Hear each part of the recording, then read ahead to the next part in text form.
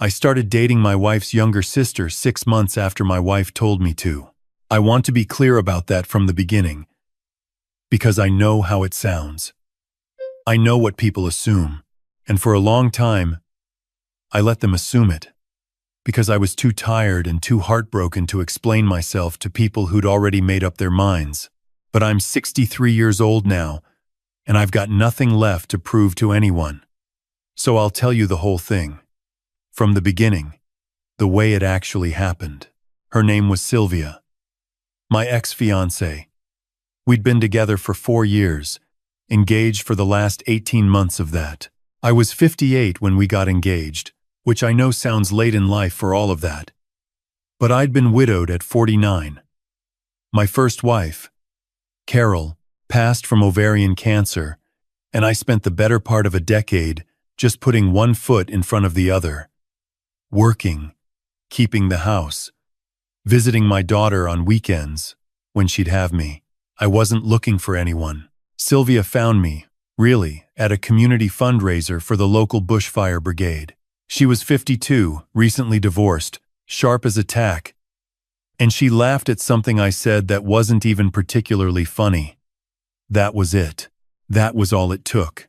The first 2 years were genuinely good. I want to say that clearly, because it would be easier, maybe, to rewrite history and say I should have seen it coming. But I didn't see it coming. Because for 2 years, there was nothing to see. We traveled to New Zealand together. We went to her nephew's wedding in Perth. She came with me to Carol's grave on what would have been our anniversary. And she held my hand and didn't say anything, which was exactly the right thing to do. I thought I'd found something real.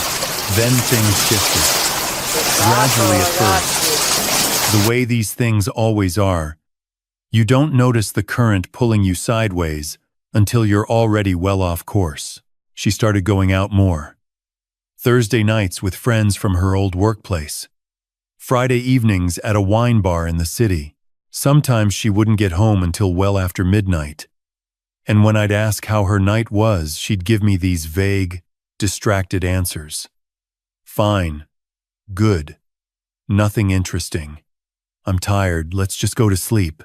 I told myself I was being paranoid. I told myself she was entitled to a social life, that I shouldn't be one of those partners who demanded a full accounting of every hour. I believed that, mostly. But there were moments, small moments, that I filed away without meaning to. The cologne, for one. One Saturday morning she came home from what she'd said was an early gym session. And when she leaned in to kiss me hello, I caught something that wasn't her perfume and wasn't anything in our house. I didn't say anything. I should have.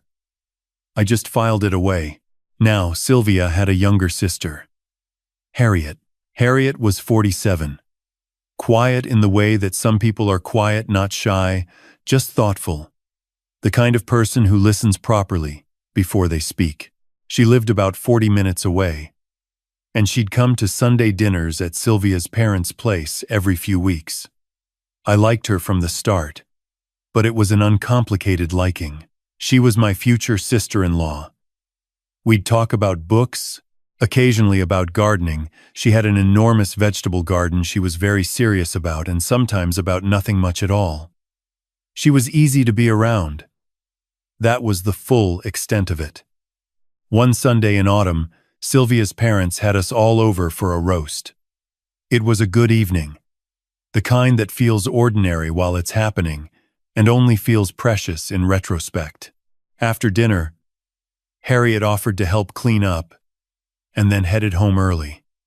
She had an early start the next morning, something to do with a council meeting she was involved in. That left Sylvia and me in the kitchen doing the dishes.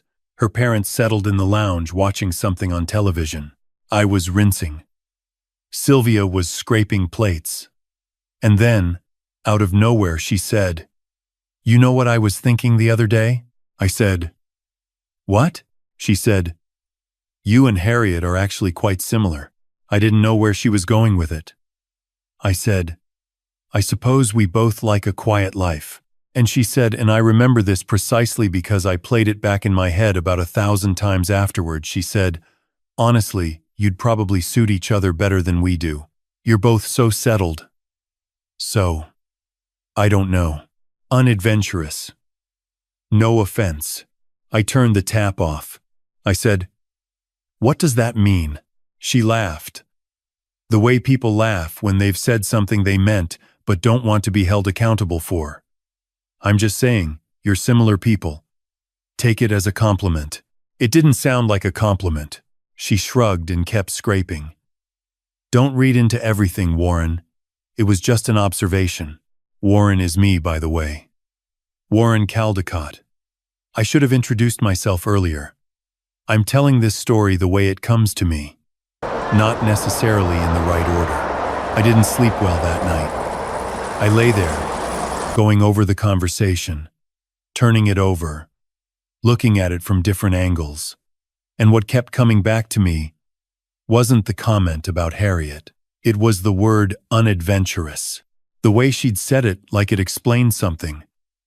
Like it had been sitting there for a while, waiting for the right moment to come out. The next morning I called my daughter Renee. She's 34, lives up the coast, works in aged care. She's practical and she doesn't sugarcoat things, which is exactly what I needed right then. I told her what Sylvia had said, and there was a long pause on the other end of the line. Then Renee said, "Dad, that's not a throwaway comment. That's someone telling you something." Telling me what? That she's already checked out. She just hasn't said it directly yet. I didn't want to believe her. But Renee has a way of naming things clearly that I've never quite managed myself. And once she'd said it, I couldn't unhear it. The following week, I called Harriet. Not for any particular reason. Or at least, that's what I told myself. I said I wanted to let her know what Sylvia had said, because it involved her. And it felt wrong to keep it from her. Which was true. But I think I also just needed to say it out loud to someone who wasn't Renee or one of my mates from the bowls club. Harriet was quiet for a moment after I told her. Then she said, "That's a strange thing to say to someone." "Yes. Are you all right?" And I almost laughed, because it was such a straightforward question, and no one else had thought to ask it. I said I wasn't entirely sure. She said she was sorry, that it must have felt like the floor had shifted. I said yes. That was exactly what it felt like. We talked for about an hour, about nothing in particular. By the end, she told me about a disagreement she'd had with her neighbor over a shared fence. I told her about a bird that had taken to nesting in my guttering. It was the easiest conversation I'd had in weeks. We texted after that. Small things. Nothing significant. She sent me a photo of her first zucchini of the season. I sent her an article about a book we'd both mentioned liking. It was innocent. I want to be honest about that. At no point did I think of it as anything other than two people who happened to get along, reaching out during a strange and uncomfortable time. But with Sylvia, things had become increasingly tense. She was defensive about small things. She'd come home from her evenings out and barely speak. Once, when I asked if something was wrong between us, she said, "Nothing is wrong, Warren. Not everything is a crisis." And then she went to bed.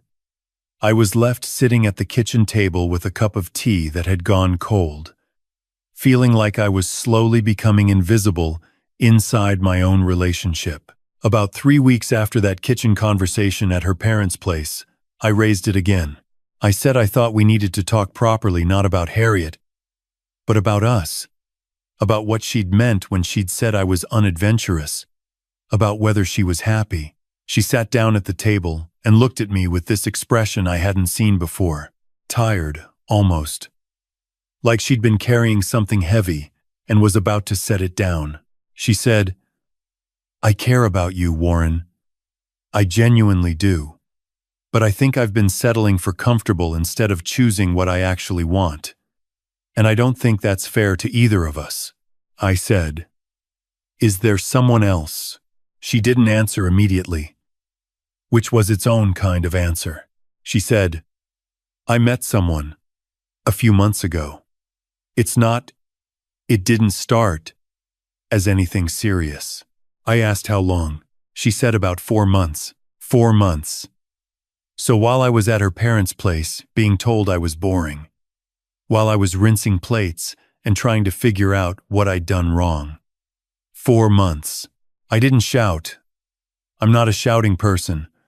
I just said, I think you should go. And she did. She took some things that night and came back for the rest the following weekend when I was out. The engagement was over. Just like that. 4 years. A ring. A deposit paid on a reception venue. All of it. Over.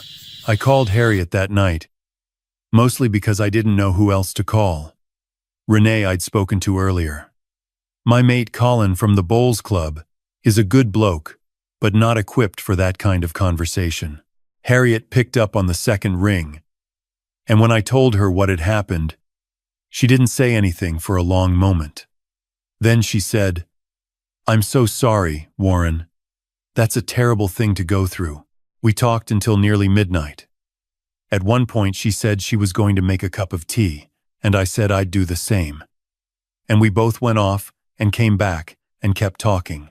I told her about Carol, which I hadn't told anyone outside of family in a long time. She told me about her own marriage ending 8 years earlier, not dramatically. Just a slow drifting apart that neither of them had had the courage to name until it was too late to fix. She said she'd grieved that for a long time, but that she was genuinely all right now. I believed her, because Harriet doesn't say things she doesn't mean. I didn't think about her in any particular way after that call. I was too raw. I needed a few months just to be still. During that time, my mutual friends with Sylvia started to fall away. It happens after a breakup at any age, but somehow you don't expect it to hurt as much the older you get. You think you've learned enough by then to take it in stride. You haven't. I lost about a dozen people from my social circle. People I'd known through Sylvia. People who'd come to our engagement dinner. People who sent me a card when Carol died. Most of them didn't say anything. They just quietly stopped calling. A few of them actively took Sylvia's side, which was harder to absorb, because I hadn't told people the reason we split up.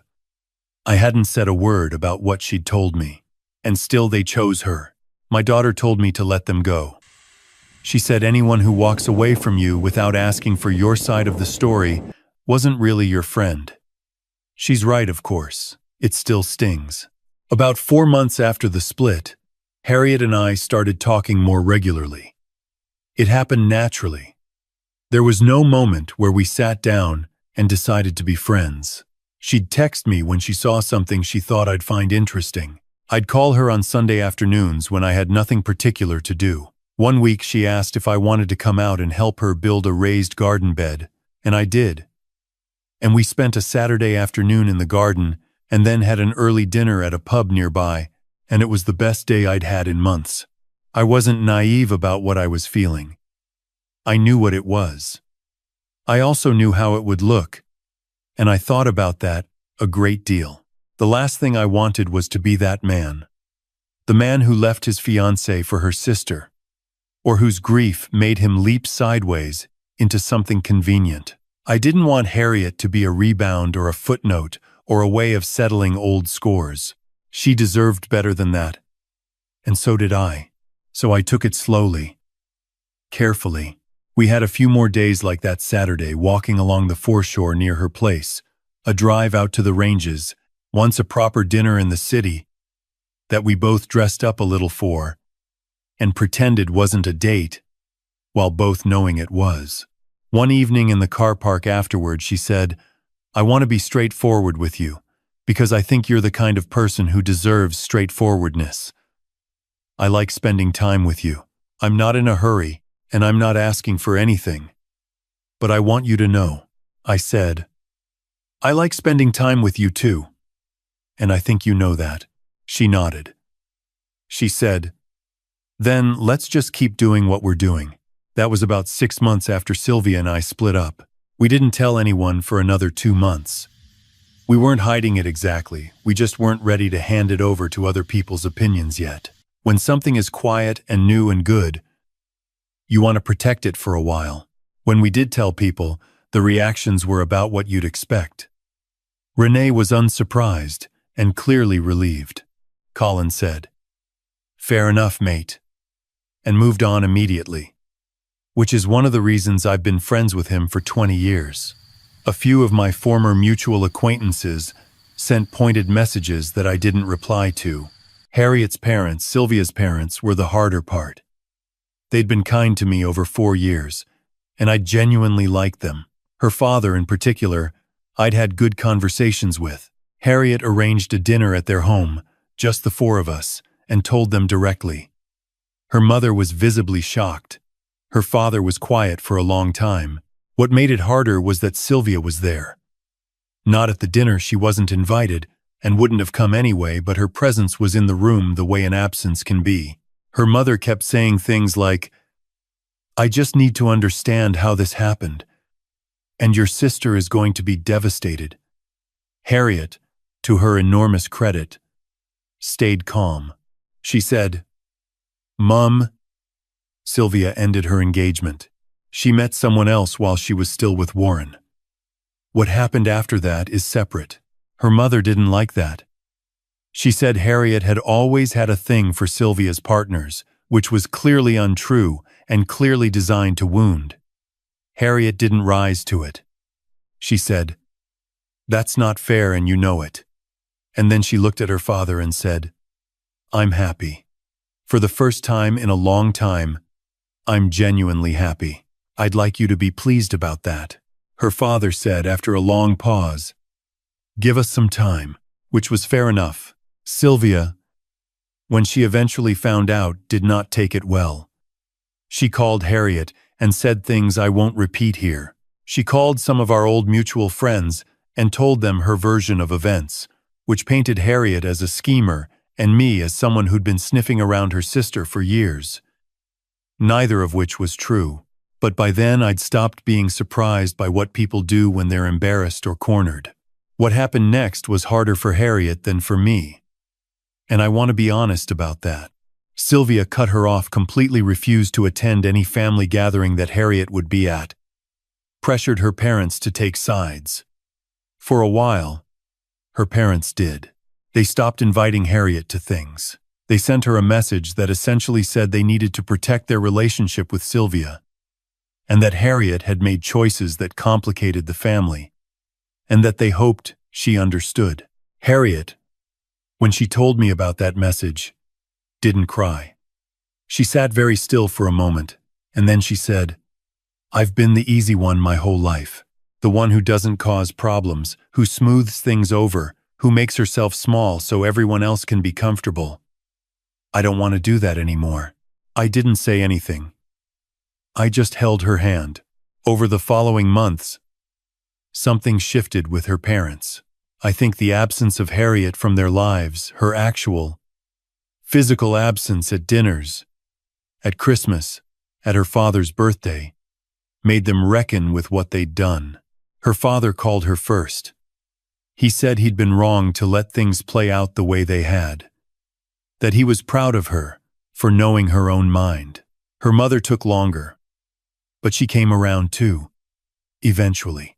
Not all the way. There's still awkwardness at family events, still things that don't quite get said, but they're in each other's lives again.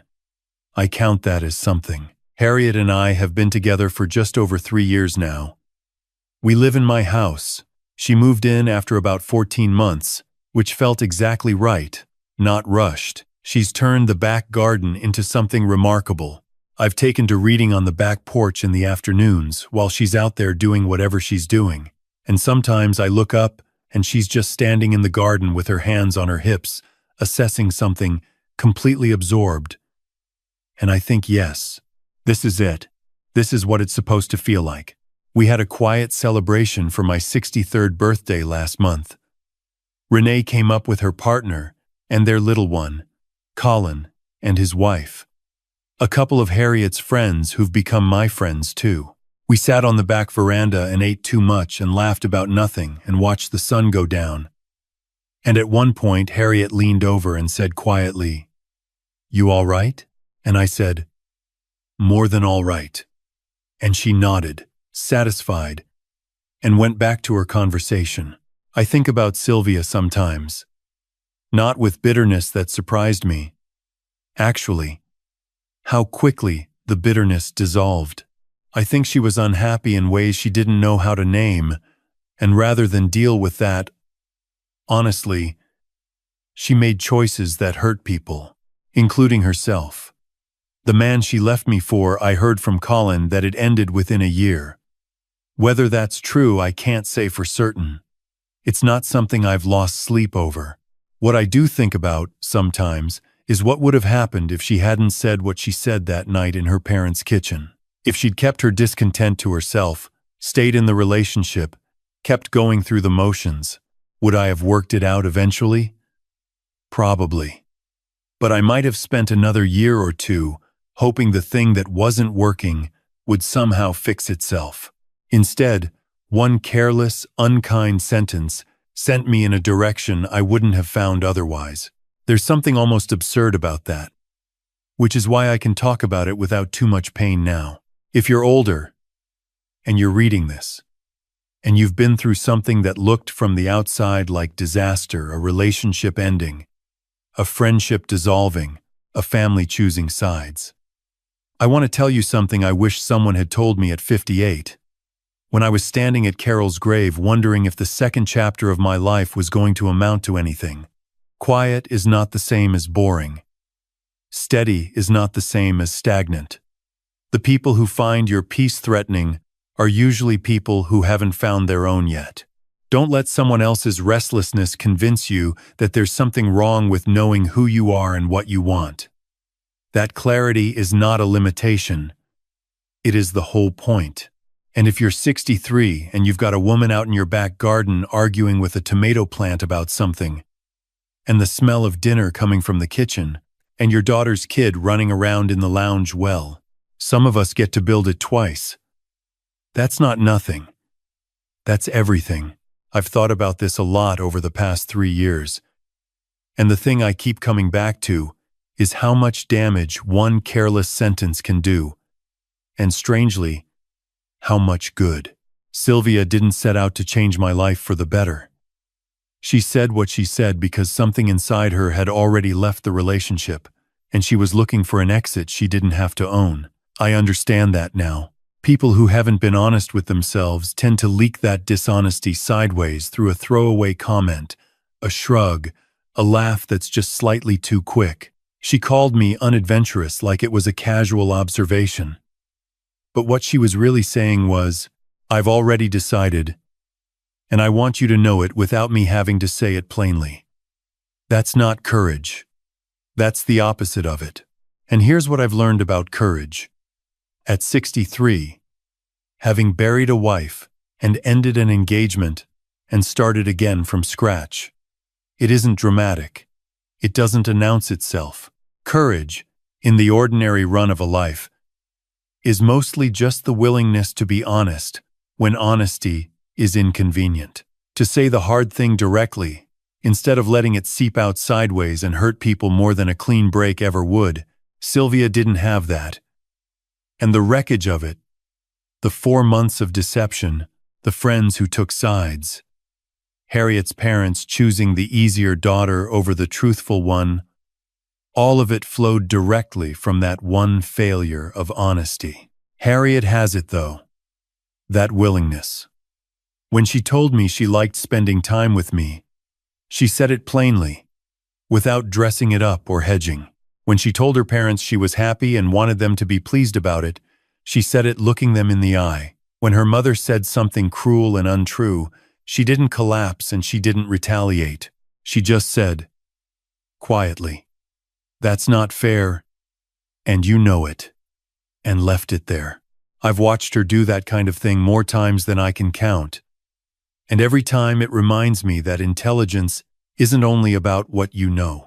It's about how clearly you can see a situation for what it actually is, and then respond to it without either shrinking or overcorrecting. Renee is the same. She said it to me on the phone that morning, after I'd told her what Sylvia said. Dad, that's someone telling you something, and she was right. She's been right about most of the important things in my life. My daughter. I didn't always make it easy for her to tell me either. There were years after Carol died when I was so locked up inside my own grief that I wasn't really available to anyone. Renee kept showing up anyway. That kind of steadiness, just continuing to show up for someone who isn't giving you much back, that's its own form of courage too, and I don't think I've thanked her enough for it. What I want to say to anyone who's somewhere in the middle of a story like this, who's sitting at a kitchen table with a cold cup of tea wondering what just happened to their life, is this: the quality of your character is not measured by whether hard things happen to you. They happen to everyone. It's measured by what you do with the truth once you have it. Whether you face it or flinch from it. Whether you let it make you smaller or whether you use it to find out what you're actually made of. I found out I was made of more than I thought. So did Harriet. And the garden out the back has never looked better.